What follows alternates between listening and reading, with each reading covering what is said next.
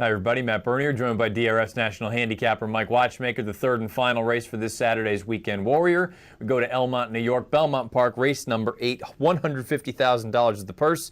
It's the Elusive quality, going 7/8 of a mile on the Widener turf course.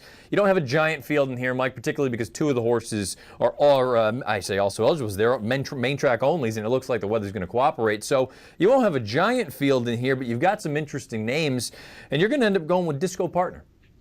Yeah, man, I just think Disco Partner looks too tough in this spot. This is normally not the type of race I would use in Weekend Warrior, because I think Disco Partner is probably going to buy for favoritism, if not be the outright favorite in this race. And I try to avoid races like this for the Warrior. I'm looking for some value, and but there weren't many alternatives. I couldn't bring myself to pick against Syndergaard and the William Walker, but. Anyway, Disco Partner, he's run 10 times on the turf in his career. In every one of those races, it's been a good race. And some have been really good, including his win in the Troy last summer at Saratoga, and that was only a 5.5 furlong race, and he came from well out of it, including his narrowly beaten second in the Jaipur, going 6 furlongs. But he's also a horse that's won going 7 furlongs on the turf. I mean, he's a very versatile, very good a turf sprinter. I mean, he's effective anywhere from 5.5 to 7 furlongs. So those kind of turf sprinters are actually, I think, kind of rare. He does come into this off a 7-month layoff, but he won first time out last year off a very similar layoff, and he's also making his first career start for Christophe Clement, who is an excellent layoff trainer, as we noted in the other video, the one that we did for the Powder Break Stakes. I just think everything sets up nicely for Disco Partner here. From a pace standpoint, you've got Siding Spring in here. You have the first-time turf trier in Never Gone South. And you also have the outside runner, Hammer's Vision, who figures to be, I understand, came from well out of it in that dirt race most recently, but there was an electric pace signed on in there. Is there a scenario where you see one of these horses kind of shaking loose, or do you think it's just going to be a contested pace up front? Well, I took a very, very, very long look at Siding Spring in this race. I was intrigued because he's cutting back slightly in distance from 1 mile to 7 furlongs, but notably a 2-turn mile down at Gulfstream to a 1-turn 7 furlong at Belmont. And I think that particular cutback in distance is very good for him. And off that cutback in distance, I don't think he needs to have the lead. So he's versatile enough to adjust to whatever pace scenario does unfold. And he's also taken, a step down. I mean, his last race was the Appleton. It was won by All Included. All Included is going to be a kick in the pants in the Miami Mile on Saturday at Gulfstream Park.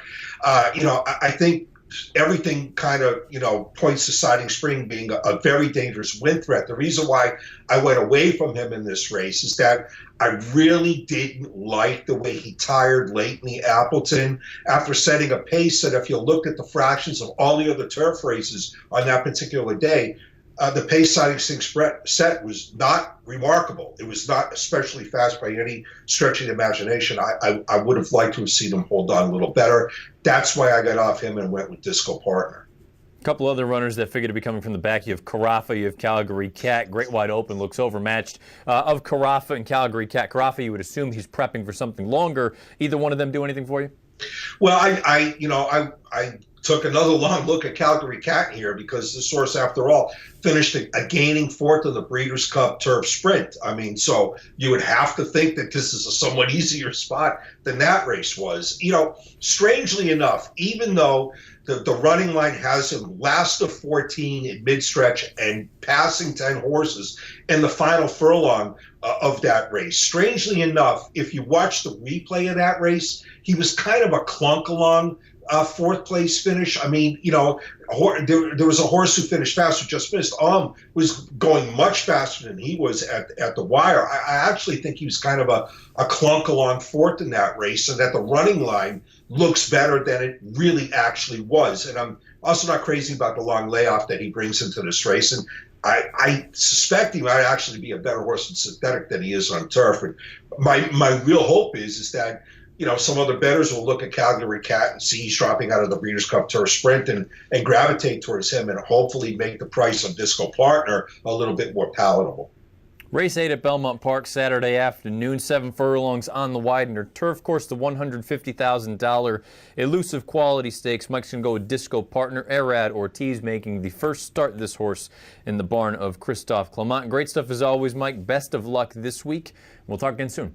Thanks, Matt.